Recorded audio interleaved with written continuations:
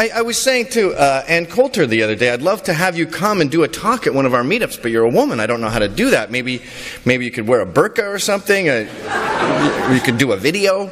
And she goes, I don't want to come to your club. I don't want to ruin that. She goes, my father was in these kind of clubs. And one day they just disappeared. And what did men do? They were told it was sexist to congregate, so they went to strip clubs. Now, there's women there, but there's no ladies there. And you can fart, and you don't have to pull out chairs for anyone. You can tell offensive jokes. And this is considered a crime in today's day and age. And they tell us that we're racist and we're anti-Semitic. And I go, what about this black guy who's a member and this Jewish guy who's a member? And they go, they're racist and anti-Semitic. So this black guy's a white supremacist? Yes, he is. Well, that's handy. He can just sit at home and punch himself in the face all day. Like I used to call it fake news, then I called it crazy news. It's crazy ex-girlfriend news. And these liberals are like, they're psychotic, calling black guys racist and Ben Shapiro a Nazi. I'm scared of them. I'm scared of them like a drunk chick. You know how she's just on the right at any moment she could start scratching your face and smashing balls, and you're like, hi, you should probably get a cab at some point. That's how we are with the left. And I did a talk at NYU, and they said, okay, what you're doing over there is obviously very dangerous. What? I'm just doing a speech that I like Trump, not Hitler. Trump is Hitler. So they go, we have a secret back door you can take, and then we'll have security escort. I go, I'm not a pedophile. I'm not there to talk about how sexy teenage boys are. I'm talking about how sexy America is. I go, no, we're going through the front. So we walk through this mob of Antifa, and we start singing, proud of your boy. And they're going, Nazi, fuck you. And I'm going, I'll make you proud. And they blast me with pepper spray. And then I'm the only one allowed in, and my guys are left to fight. And here's the crucial part. We do. We beat the crap out of them.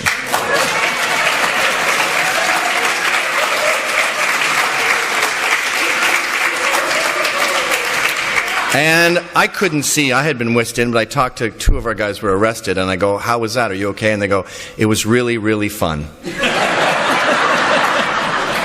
They said, violence doesn't feel good. Justified violence feels great. And fighting solves everything. So we said, you know what? We're not going to pick fights, but if they pick fights with us, we're going to finish them. And so we go to Deplorable, and they had published a hit list of people they're going to kill, basically. They don't want to hurt us. They don't want to silence us. They want us dead.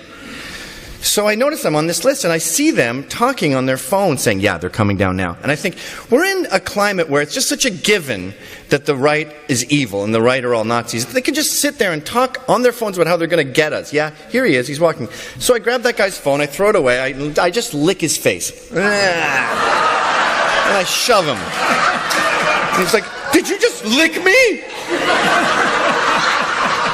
And then I start marching into and they're throwing feces. They're like monkeys. They're throwing feces at us and bottles of urine. And we have tuxedos on. It's a ball. So we're like, you're disgusting, sir. And then this kid walks in front of me with an anarchist flag, and I shove him out of the way, and he goes, do you want to go? And I go, yes, actually, I would. And I smash him in the face. And I cut my knuckles on his teeth because he was so shocked that someone was punching back. So the face I punched was going, boom. And off to the ball we go. And I talked to Anne about it, actually, afterwards. And she goes, I was so elated to see that punch because it went viral. And she said, conservatives never punch back. And I thought, how bizarre it is that this is a revolutionary act. Having a men's club. They used to be ubiquitous, and now it's some sort of terrorist threat. And it's considered so shocking to want to defend yourself. I was talking to a New York Times reporter, Alan Foyer, and he said, have you ever considered just sitting there and taking the beating? That would be a great statement. No. I'm not doing that. You can do that. I'm not a freedom rider. And these people that we're up against aren't a bunch of rednecks from the 60s.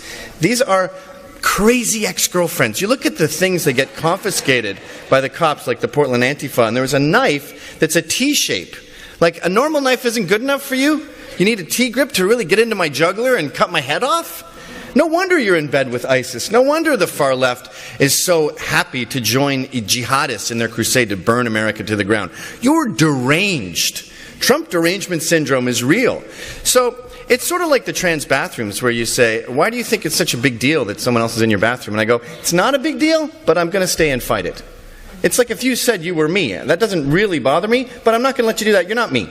So I'm not playing your game. And if you think it's a revolutionary act to have a men's club, okay, it's a revolutionary act. If you want to come and attack me and pepper spray me and fight me, and they do every day. I mean, just yesterday, one of our guys in the Vancouver Proud Boys goes to take a pee. He's alone. 4 Antifa jump in there with baseball bats. They mash up his face. He's alone.